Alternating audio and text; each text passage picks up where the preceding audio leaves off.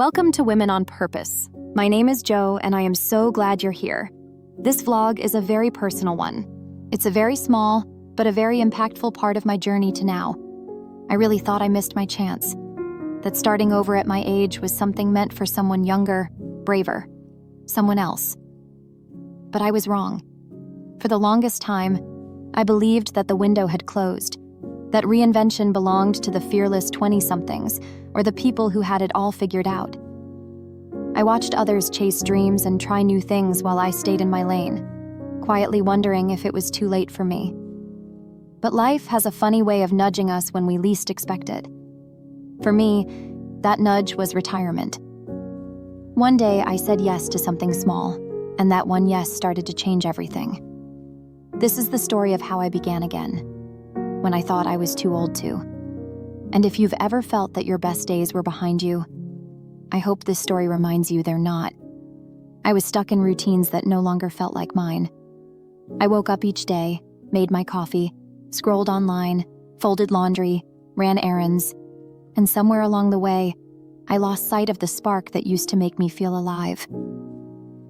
I was busy, but not fulfilled. Surrounded, but still lonely. My days were quiet, but not peaceful. I had shelved so many dreams over the years, thinking they didn't fit the life I was supposed to be living. I told myself I was being practical, responsible, even mature. But the truth was, I was afraid. Afraid of failing, of looking foolish, of being too old to start something new.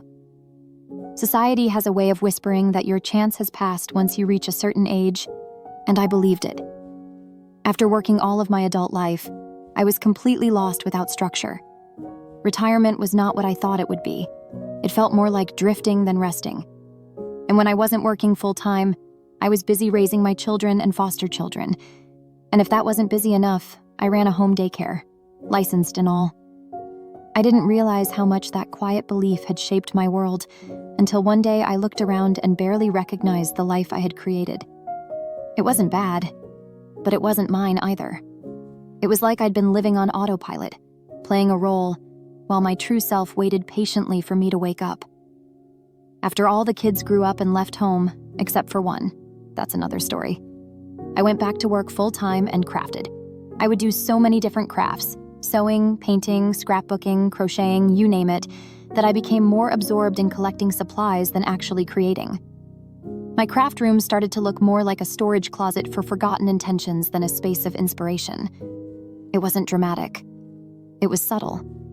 One morning I looked in the mirror and barely recognized myself. Not just the face, but the spirit. I looked tired, yes, but more than that, I looked like a woman who had quietly disappeared from her own story. The truth is, my breaking point wasn't one moment, but a string of them that all came too close together. My father passed away, and the grief wrapped itself around me in ways I didn't expect. Then, almost unbelievably, my identity and savings were stolen, and I felt completely unmoored, as if every safety net had vanished overnight. We packed up and moved from British Columbia to where I am now, leaving behind decades of memories, routines, and familiarity. When our moving truck was canceled at the last minute, all we could get was a little 6x10 trailer. I had to sell nearly everything in a week. Furniture, keepsakes, even all of my craft supplies. I had to let it all go. I remember sitting in the car after the move, thinking, I don't even know who I am anymore. It was like my entire foundation had crumbled, and I was left sifting through the pieces, trying to remember which ones were still me. That was the moment I knew something had to change, not just on the outside, but deep inside. One night, scrolling mindlessly with my hair in a messy bun and a cup of lukewarm tea beside me, I stumbled on a video of a retired woman going through her day, and something clicked. There she was, baking scones, laughing at herself, absolutely glowing with joy. And it hit me. She wasn't trying to be young again. She was just fully alive. I sat there with tears welling up, not out of sadness, but something that felt almost like recognition. I saw a piece of myself in her, someone who still had dreams tucked away, waiting to be dusted off. In that moment, something shifted. I didn't suddenly have all the answers, but I did have a spark, a tiny whisper that maybe, just maybe, it wasn't too late. I started thinking about all the things I had put off, writing, creating, moving my body just to feel good in it. I was terrified, but I was more afraid of staying stuck. That night was the beginning of something new, not a perfect plan, but a sense of permission to explore again. The first steps were not graceful or grand. They were awkward, emotional, and sometimes downright uncomfortable. I tried reconnecting with my mother, hoping for something warm and healing, but instead I realized that sometimes peace means accepting what is, not forcing what isn't. I spent a lot more time with my kids and grandkids, soaking in their laughter and chaos like medicine I didn't know I needed. I even got a full-time job for a while, just to feel the rhythm of a routine again, to have somewhere to be and something to do. I poured myself into crafting, but this time not to collect more stuff. I focused on creating small, meaningful things that made me feel calm and curious. I didn't always know what I was doing, but I followed the threads that made me feel even a flicker of joy. I started thinking about making videos, hoping to share what I was learning, even if I didn't feel like an expert in anything. I researched, bought equipment, and learned different programs, but I still hadn't taken the leap. When I finally did, I fumbled my way through those first videos like a baby deer on ice. But I was doing it. I was showing up. I was making space for myself in a life that used to feel too full of everything else. But I never posted them.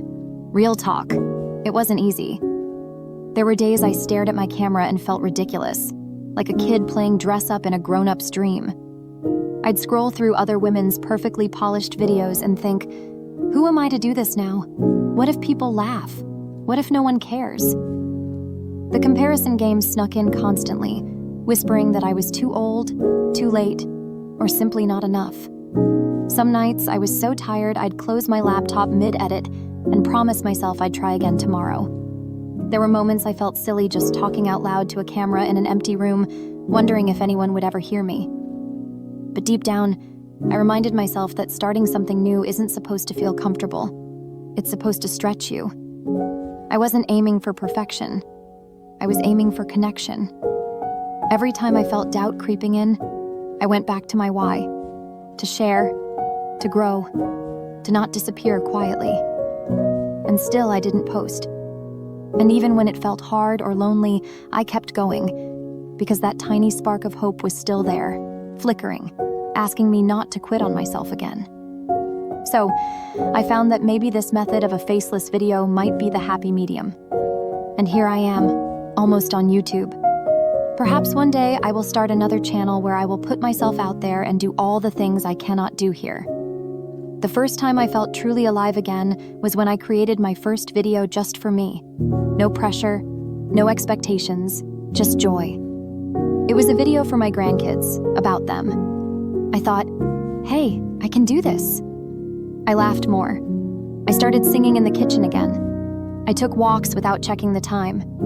I made space for creativity, and it gave me energy I didn't know I still had. I realized I wasn't starting over from scratch. I was starting from experience. And all those years of working, caring for others, surviving heartache, they weren't lost. They were part of the foundation I was finally building something beautiful on. The true turning point was realizing how deeply I needed to feel of service to others. I wanted to reach out to other women, to connect, to uplift, and to remind them that they're not alone. I'm still waiting for the final click to dive into my retirement videos. So many ideas and thoughts are swirling around in my mind. But for now, I'm just enjoying the writing, the creating, the dreaming. I feel creative again. I love reaching out and sharing. And I hope, in some small way, I'm helping others feel just a little better about themselves too. We're never too old to become more of ourselves. Your next chapter isn't defined by your age. It's defined by your courage, your curiosity, and your willingness to try. If you've been feeling behind, or like your moment has passed, I want you to know you're not alone. Life doesn't hand out deadlines for dreams, and the path isn't supposed to look the same for everyone. I've stumbled, hesitated, started over more than once, and here I am, still finding new pieces of myself. you are allowed to do the same. If no one's told you today, you're allowed to begin again. And maybe, just maybe, this time it'll feel even more like you. Have you ever started over? Or maybe you're right on the edge, thinking about it, wondering if it's too late. I'd love to hear your story in the comments.